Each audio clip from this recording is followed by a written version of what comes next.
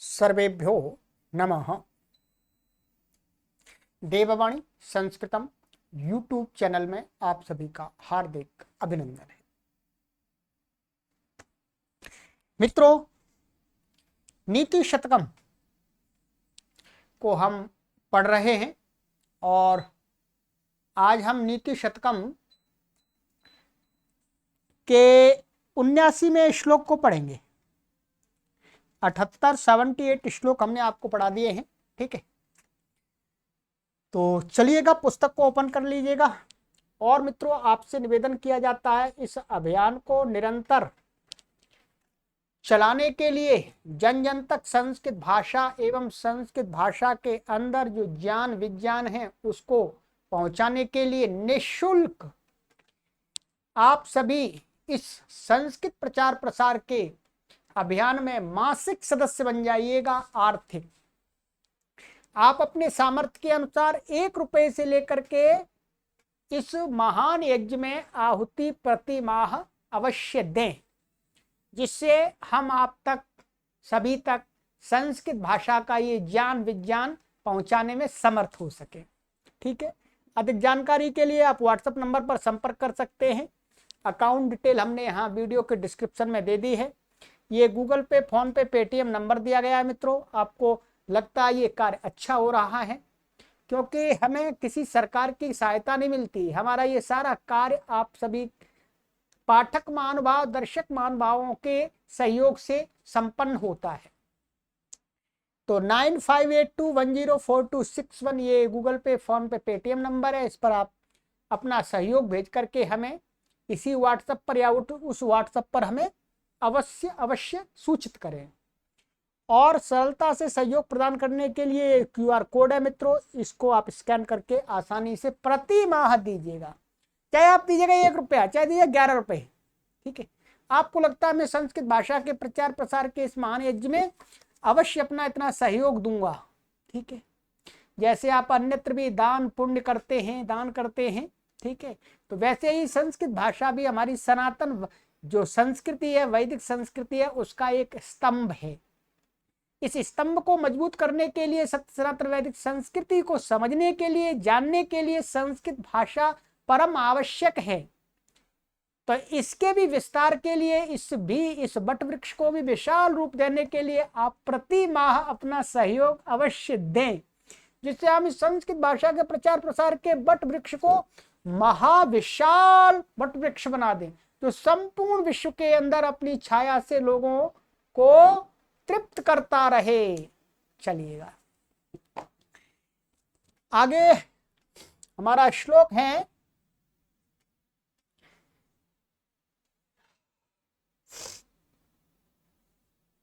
ये वाला श्लोक है, ठीक है। ये शार्दूल विक्रीडित ये छंद है, ठीक है। और इसमें भी मित्रता से संबंधित बात बताई गई है कि सच्चा मित्र कैसा होता है, जो असली मित्र होता है, बेस्ट फ्रेंड होता है, उसकी क्वालिटी क्या होती है, गुण क्या होते हैं, वो बताए गए, ठीक है। और एक लौकिक उदाहरण दे करके समझा दिया है मोटा मोटा, ठीक है। लौकिक उदाहरण को एकदम उसको घटाने मत लग जाइएगा, वो एक उपमा के रूप में दिया जाता है, एक उदाहरण के रूप में प्रस्तुत किया जाता है, ठीक है। चलिएगा, तो कवि कहते हैं कि एक बार एक दूध और पानी मिल गए। दूध और पानी मिल गए, तो मिलने के बाद में क्या हुआ, वो कैसे गूढ़ मित्र बन गए, इस बात को यहां पर कवि कहते हैं,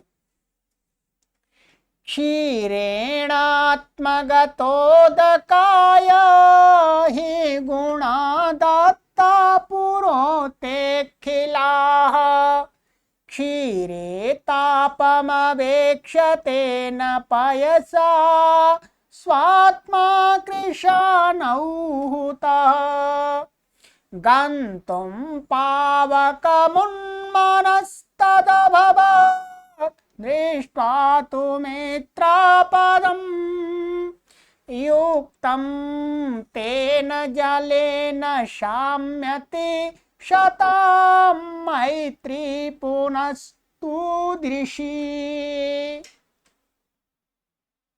चलिएगा, आप पदों का अन्वय कर लेते हैं, अर्थ आप अपने आप आराम से समझ में आ जाएगा।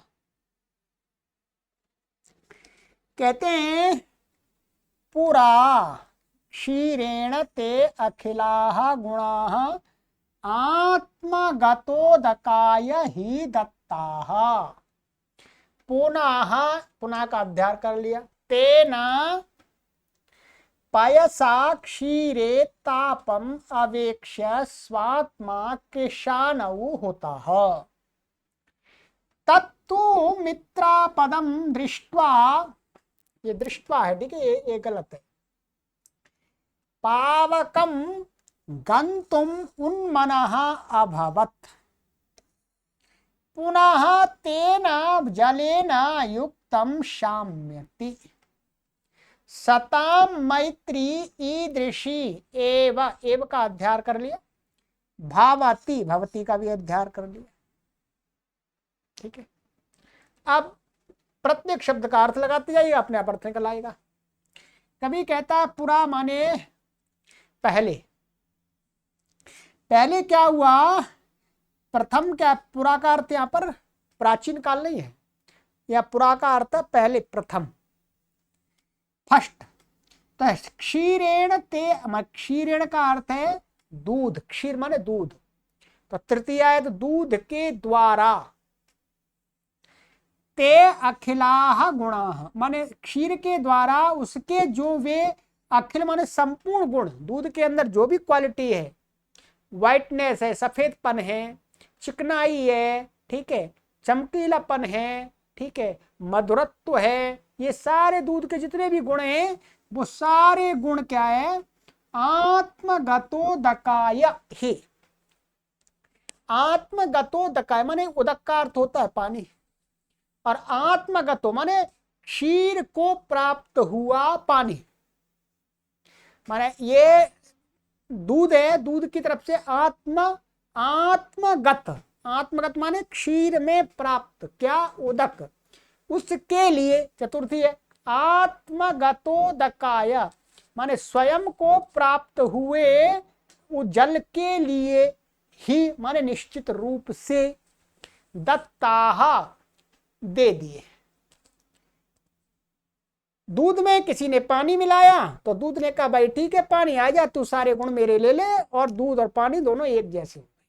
दूध ने सारे गुण पानी को दे दिए, पता ही लग रहा दूध कहाँ है पानी कहाँ है, दूध ही पता लग रहा है। पुनः फिर उसके बाद तेना पयसा क्षीरे तापसम अवेक्ष्य, फिर कहते हैं कि उसके बाद जब दूध ने पानी को अपने सारे गुण दे दिए, फिर एक बार क्या हुआ, एक बार हुआ कि तेन पयसा, उस जल के द्वारा,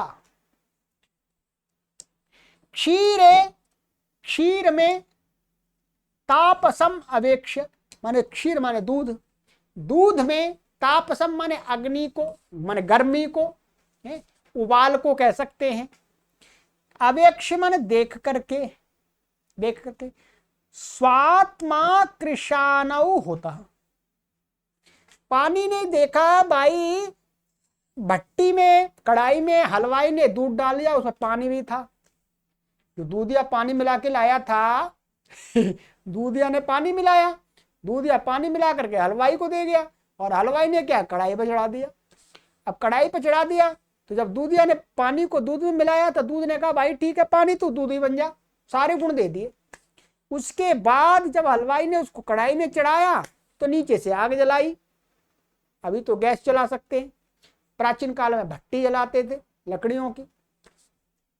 तो क्या हुआ, उस क्षीर में, क्षीर में तापम, तापम माने गर्मी को, अग्नि को, अवेक्ष देख करके, अग्नि नीचे से लगी तो वो दूध ऊपर को आने लगा। स्वात्मा कृशानौ होता, पहले जल ने क्या कर दिया, उसने कहा भाई नहीं अब तो क्षीर पर आपत्ति आई है, मैं इसको स्वयं को उसने आहुत कर दिया, कहा मैं जलूंगा पहले, क्या मैं जलूंगा। तत्तु मित्रापदम दृष्ट्वा पावकम गंतुम उन्मना, तब फिर क्या हुआ, मित्रापदम माने दूध जो मित्र है उस जल का, उस पर आई हुई आपदम माने आपत्ति को दृष्टवा देख करके पावकम, पावकम माने अग्नि, अग्नि को गंतुम माने सबसे पहले अग्नि, अब और मैं अग्नि के पास में जाने के लिए अर्थात अग्नि के समीप में दूध को पीछे करके, पीछे मतलब वैसे दूध नहीं, पहले मैं स्वयं आगे जाने के लिए उन मनाहा बेचैन हो गया, अपने मित्र की आपत्ति को देख करके वो बेचैन हो गया, भाई नहीं मैं जाऊंगा पहले, मैं अग्नि में जलूंगा पहले। अभवत माने उन मनाहा अभवत बेचैन हो गया, पुनः तेन जलेन युक्तम शाम्यति, कहते उसी जल से, जो जल था माने जल यहां पर उसमें मिला हुआ जल अथवा बाहर का जल दोनों एक ही जल है। तो हलवाई ने क्या किया, दूध जैसे ऊपर निकलने लगा तो जल के छींटे मार दिए, अंदर का जल बाहर का जल एक ही है, यहां पर ऐसा मत कहिएगा वो जल तो मिला ही नहीं उसमें, तो एक ही बात है, जल जल है, दूध दूध है, ठीक है। तो तेन पुनः तेन जलेन युक्तम, उस जल से युक्त, जैसे ही छींटा लगाता है जल से युक्त दूध होता है तो क्या होता है, शाम्यति, वो जो क्या है दूध शांत हो जाता है। भाई उफान आता है तो पानी की छींटे लगा देते हैं, पानी के छींटे मारे दूध मिल जाता है, दूध जैसा ही वो गुण हो जाते हैं सारे, तो वो शांत कर देता है।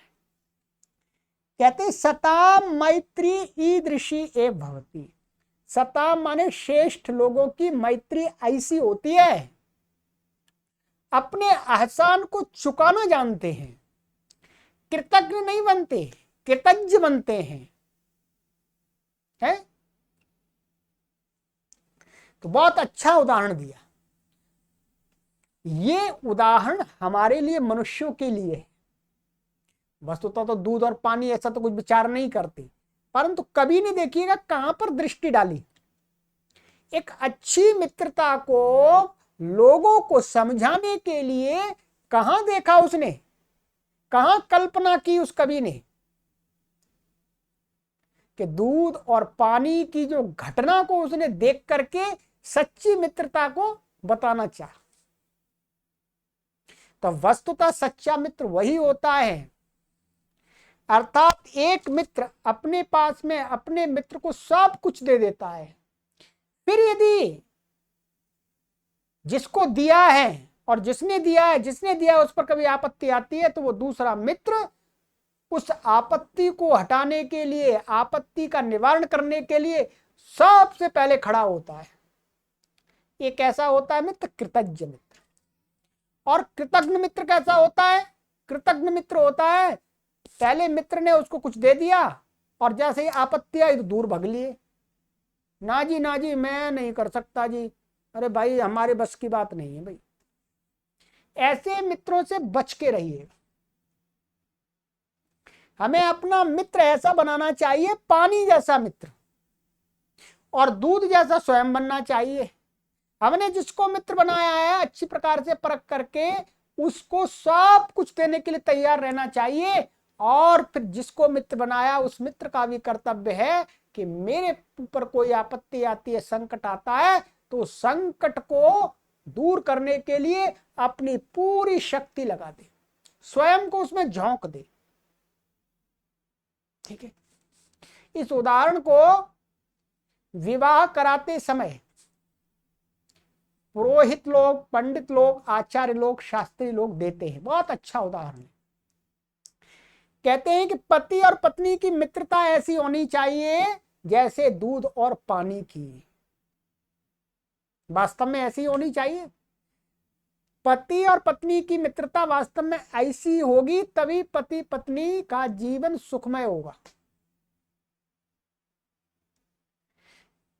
पत्नी और पति का जब मेल होता है, विवाह होता है, तब एक दूसरे अपने आप को समर्पित कर देते हैं। ठीक है, एक दूसरे को सब कुछ अपना दे देता है। फिर यदि पति पर आपत्ति आती है तो पत्नी उस निवारण के लिए आगे खड़ी रहनी चाहिए, और पत्नी के ऊपर आपत्ति आती है तो पति को उसके आगे खड़ा रहना चाहिए उस आपत्ति का निवारण करने के लिए। तो दोनों पति पत्नी सुखी रहेंगे। ऐसा नहीं कि पति के पास पैसे नहीं रहे, पत्नी चल दिए, चलो ये हम भाई इसके पास में क्या करेंगे ठीक है। अथवा कभी पत्नी बीमार हो गई, रुग्ण हो गई, कोई शारीरिक परेशानी हो गई, तो पति छोड़ के चल दिया, जी अब मैं इसका क्या करूंगा। नहीं, एक दूसरे की पूरी मित्रता निभानी चाहिए, एक दूसरे के ऊपर निरंतर परोपकार का भाव रखना चाहिए, हित का भाव रखना चाहिए। ठीक है, छोड़ के चल देने वाला विचार मन में नहीं आना चाहिए, मुख्य रूप से पति पत्नी के बीच। ठीक है, तो वो लाइफ अच्छी लाइफ होती है। भारतीय संस्कृति हमको यही सिखाती है, और जो पाश्चात्य संस्कृति सिखाती है, भाई आपकी मर्जी है, आज इसको पति बना लिया, आज उसको पत्नी बना लिया, 3-4 दिन बाद या 1 साल बाद किसी दूसरे को पति बना लेंगे, दूसरे को पत्नी बना लेंगे, कोई परेशानी नहीं है। पर वो अच्छी बात नहीं है, अच्छी बात नहीं है। ये वाली जो संस्कृति है वो बुराइयों को जन्म देती है, समाज में अव्यवस्था फैलाती है।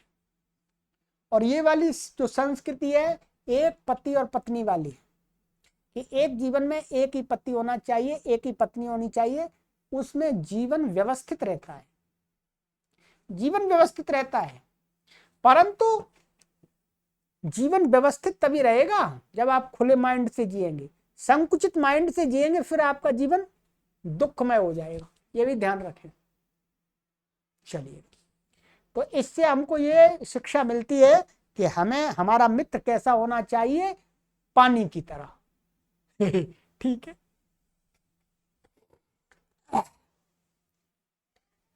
अब आइएगा व्याकरण की दृष्टि से आपको थोड़ा सा बता देते हैं। पूरा ये अव्यय है, क्षीण तृतीया व्यक्ति एक वचनांत है, ते अखिला गुणा, ये प्रथमा व्यक्ति बहुवचनांत है। ठीक है, आत्मगतो दकाय। ठीक है, तो आत्मानं गतः, आत्मानं गतम, आत्मगतम, और आत्मगतम च तद उदकम च आत्मगतोदकम, तस्मै आत्मगत गतोदकाय। पहले इसमें द्वितीय तत्पुरुष समास होगा, फिर इसमें कर्मधारय तत्पुरुष समास हो जाएगा। ठीक है, दत्ताह ये कर्मवाच्य है, इसलिए कर्ता में तृतीया हो गई है, और ये कर्म में सब में ये क्या हो गई है, प्रथमा हो गई है, ये कर्म है। और ये क्या है, ये तो संप्रदान हो गया है, दिया जाता है जिसको, तो संप्रदान का चतुर्थी हो गई है। और दत्ता ये कता प्रत्यांत का है। तेना पयसा ये तृतीया, क्षीरे तापसम अवेक्ष्य, तो देख करके स्वात्मा कृशानव होता है, तो ये कर्म वाच्य होता ये क्या कता प्रत्यय, और इसका कर्ता कौन है, तेन पयसा, इसलिए कर्ता में तृतीया है।